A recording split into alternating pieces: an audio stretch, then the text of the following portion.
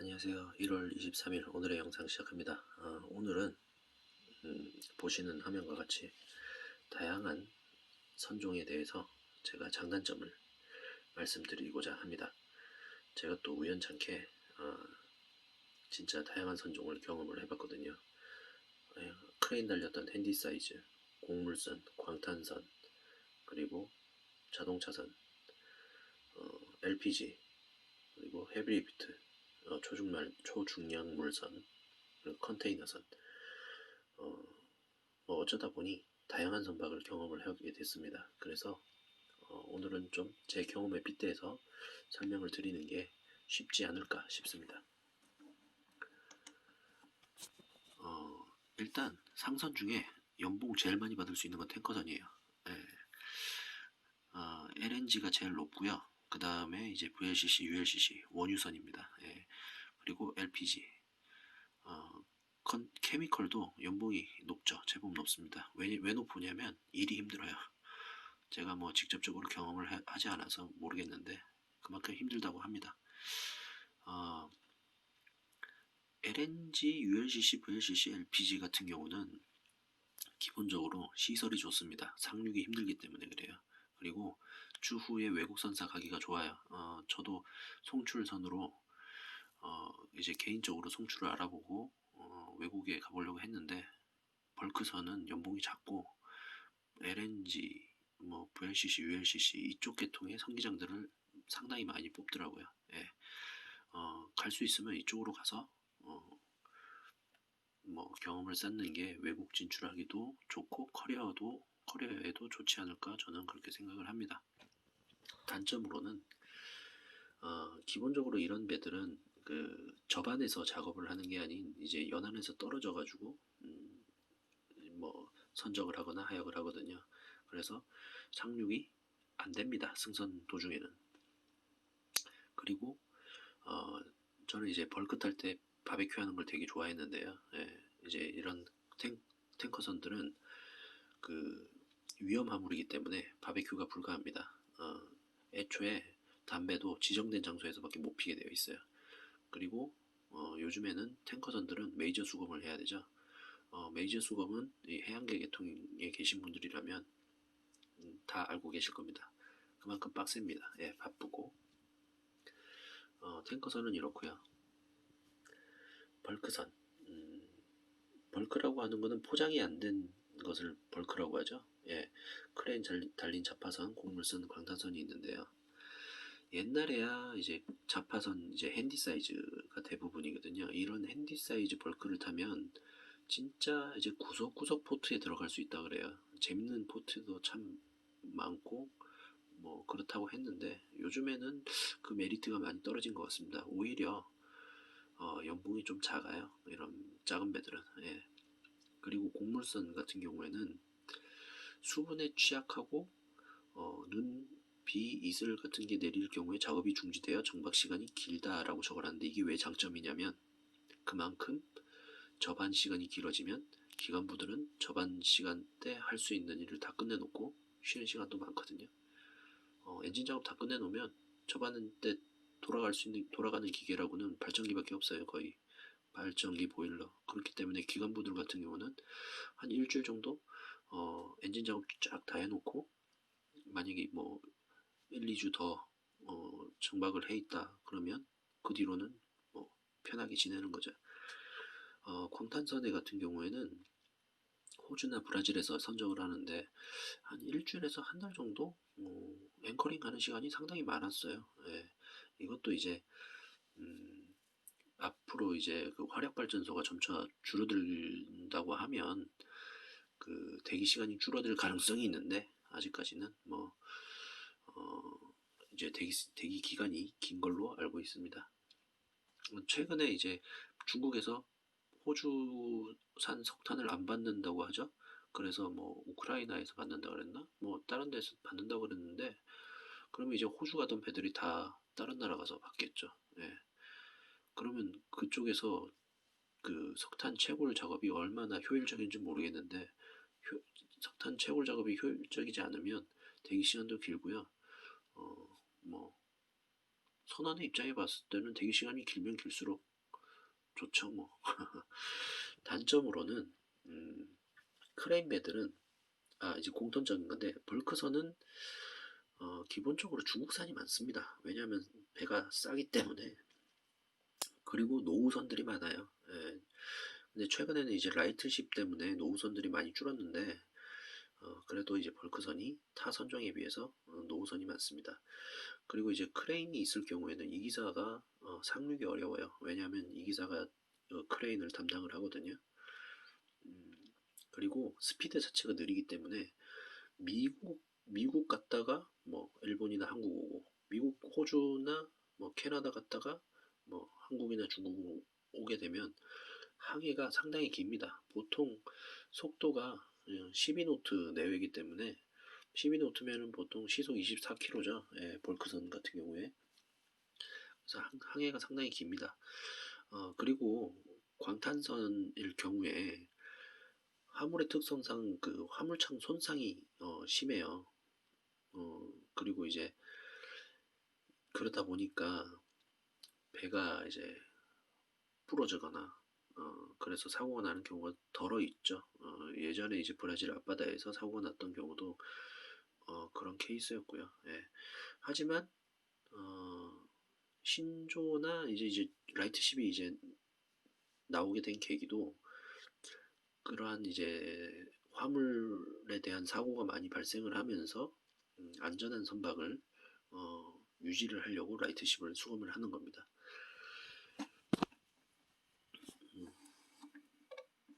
이 다음에는요, 컨테이너선. 저는 동남아 항로의 컨테이너를 탔거든요. 예, 그게 이제 컨테이너선 중에 제일 좋다고 하더라고요. 장점으로는 한국에 자주 들어옵니다. 그렇기 때문에 교대가 수월하고요. 어, 이제 타 선종에 비해 수월하다는 거지. 뭐 그렇다고 해서 뭐 원할 때마다 교대가 가능하다는 건 아닙니다.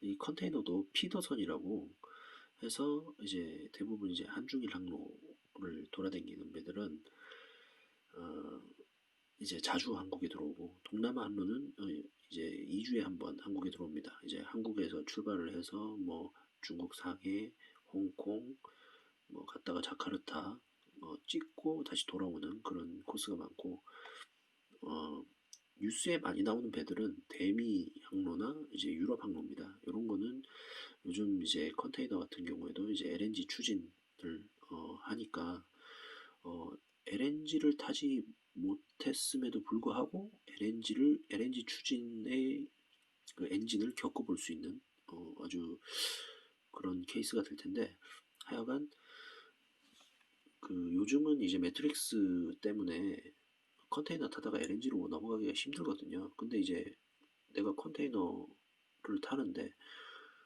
LNG 추진의 컨테이너를 겪어보면 LNG 선으로 넘어가기가 수월하지 않을까 싶습니다. 단점으로는 작업 포트가 많아요. 예, 어쩔 수 없이 이게 뭐 쉽게 생각하면 버스라고 생각하면 돼요. 컨테이너가. 예, 이제 시간은 정해져 있고 이제 화물을 다 실어서 다 돌아야 되기 때문에 작업 속도가 또 빨라요. 작업 속도도 빠르고 배의 속도 자체도 빨라요. 20노트 정도 되는데 그러면 시속 40km 정도 되거든요. 그렇기 때문에 시차 적응이 좀 어려워요. 시속 40km 정도 되면 이틀에 한 번꼴로 1시간씩 당겨지거나 미뤄지거나 뭐 그렇습니다. 그리고 냉동 컨테이너가 많이 있어요. 그렇기 때문에 상기사를 2명씩 태우죠. 예, 냉동 컨테이너가 많은 배들은.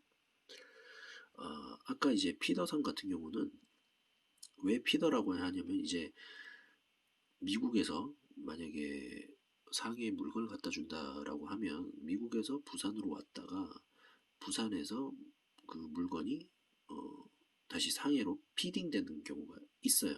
예, 뭐, 뭐 그럴 때 쓰는 피더선입니다. 예. 그렇기 때문에 이제 배가 좀 작거든요. 한중일 항로에 대한 건.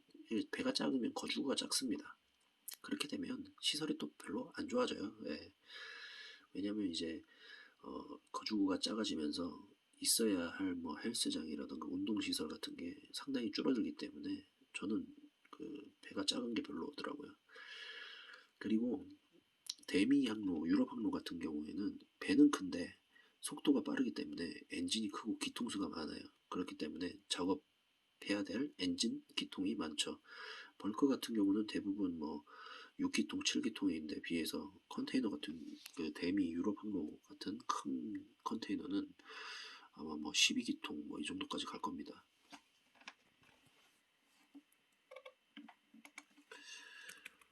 그리고 이제 로로선이라고 하는데, 로로라고 하는 거는 이제 롤온, 롤오프 해갖고 자동차가 드나들 수 있도록 이제 가판이 내려왔다 올라갔다 하는 걸 로로선이라고 합니다. 저는 자동차선이 뭐 그런 대로 괜찮았어요. 2기사, 3기사 다 해봤는데 기관장님이 좋으셔서, 그리고 또 이제 제가 탔던 배가 또 나름 자동차선 치고는 스케줄이 빡시지는 않았더라고요.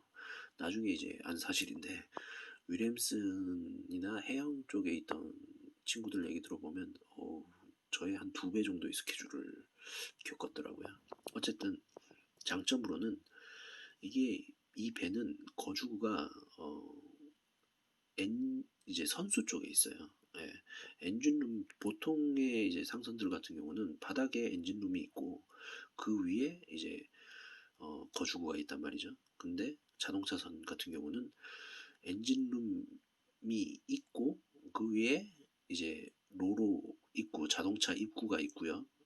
그리고 이제 맨 탑 위에서 이제 선수 쪽에 이제 그 거주구가 있어서 좀 조용합니다. 엔진 소리가 좀 덜 들려요. 그리고 화물이 깨끗하죠. 자동차선이니까. 그리고 제가 승선할 당시만 해도 저는 자동차에 대해서 큰 관심이 없었는데 자동차 좋아하시는 분은 참 좋아하더라고요. 그때 저는 마이바흐라는 차를 처음 알았습니다. 그리고 뭐 벤츠도 많이 타봤고요. BMW도 많이 봤고요. 그냥 보기만 봤습니다. 단점으로는요. 이 자동차선도 정박 포트가 많아요. 예, 정박 포트가 많고 화물 작업 시간이 짧아요. 그리고 카고팬이 엄청 많아요. 그 이제 자동차 그 적재하는 화물창에 그 공기를 넣어줘야 되기 때문에 이게 작업을 하게 되면 그 작업하는 구역에 그 화물창에 팬을 돌려야 되거든요. 이 팬들이 총 한 40개에서 한 60개 정도 있습니다. 예. 뭐 그렇다고 뭐 자주 고장 나는 건 아닌데 기계가 많으면 기관부는 피곤해지고 그렇습니다. 예. 그리고 이제 초중량 물선 같은 경우에는 이게 데크 기기가 가장 적어요. 예. 왜냐면 이게 이제 초중량 물선이라고 검색을 해보시거나 헤브리프트라고 검색을 해보시면 아는데 그냥 바지선입니다. 바지선에 그냥 엔진 달린 거예요. 그냥 평평한 그 판 위에 물건을 올려놓는 거거든요. 이제 벌크로는 못 올리는 그런 이제 플랫폼 같은, 또는 뭐 한마디로 쉽게 생각을 하면 배만한 상자를 그 배 위에다 올려놓는다고 생각을 하시면 됩니다. 예. 그래도 이 배들은 대기 시간이 길어요. 그래서 작업 대기 시간도 길고 뭐 이래서 상륙이 아주 좋습니다. 상륙하기가. 근데 요즘 시대에는 뭐 이게 메리트가 되지는 않죠. 예. 단점, 발라스트 컨트롤이 엄청 중요합니다. 예, 왜냐면 초중량물이기 때문에 배에 물건이 올라오는 순간 발라스팅을 빨리 해야 되거든요. 예, 그리고 세미 서브머저블 선들이 덜어 있습니다. 예, 뭐 제가 침수 우려라고 적어놓긴 했는데 요거 때문에 공무감독 했던 제 친구는 스트레스를 엄청 받았다고 하더라고요. 꿈에서도 나올 만큼. 예. 그리고 초중량 물들은 대부분 이제 트윈 엔진입니다. 예. 트윈 엔진이라서 엔진을 2대, 이제 오른쪽 엔진, 왼쪽 엔진 이렇게 2대를 설치해 놓고 다닙니다. 그만큼 일이 많겠죠. 예. 그리고 이제 데크 쪽에는 이제 화물을 실을 때 화물을 고박하기 위한 용접 작업, 그 데크 개조 작업이 많아요. 예. 그런 그런 게 좀 단점이 되겠네요. 마지막으로 여객선입니다. 크루즈. 사실 저도 크루즈로 가보고 싶었어요. 그래서 제가 좀 알아봤었죠. 구글링을 해서 지원서를 쓰려고 했는데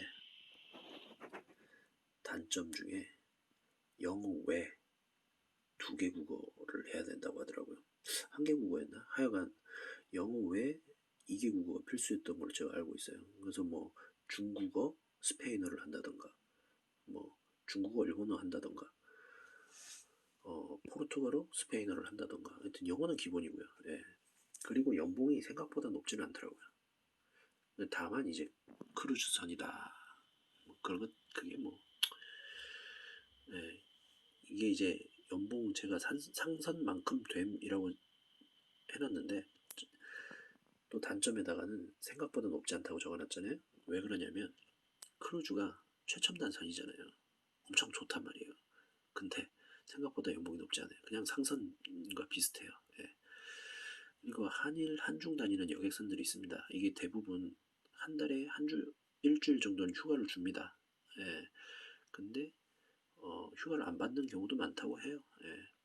그리고 이제 항로가 짧다 보니까 상선에 비해서 연봉이 낮죠. 예. 그리고 스케줄이 바쁩니다. 최근에 이제 코로나가 터지고 나서 라싱 해놓는 배들이 많다고 하더라고요. 레이업을 많이 해놨는데 지금 이제 뭐 다시 재개를 하려는지 잘 모르겠습니다. 그리고 초쾌속선, 초쾌속선이라고 적어놨는데 이게 이제 제가 그 포항에서 공무감독할 때 겪었던 건데 이런 배들은 출퇴근이 가능합니다. 시속 한 40노트 정도 달리거든요. 이제 도서지역, 섬에 갈 때 이 배를 탑니다. 포항에서 울릉도를 간다거나 아니면 인천에서 연평도를 간다거나 그런 섬에 갈 때 초쾌속선을 많이 씁니다. 요거는 이제 출퇴근을 하더라고요. 그리고 엔진룸에 기계가 엔진, 발전기 밖에 없어요. 예. 그렇기 때문에 제가 보기에는 상당히 기관부 입장에서는 쉬울 것 같던데 모르죠. 또 제가 직접 타본 게 아니라서. 단점으로 이제 상선에 비해서는 연봉이 많이 낮죠. 그렇기 때문에 한국해양대학교 출신들이 잘 안 가고요. 여학생들이 좀 덜어 가고 해사고 출신 또는 이제 부경대 출신 덜어 이제 그 연수원 출신들도 가기도 합니다. 그리고 우리나라에 차도선이라고 있습니다. 그게 뭐냐면 이제 국내 섬에 들어가는 왜 차 가지고 이제 차를 탈 수 있는 배들 있잖아요. 그런 것들은 대부분의 연세가 높으신 분들이 많이 갑니다. 예. 근데 이게 연봉은 낮은데 생각보다 바빠요. 예.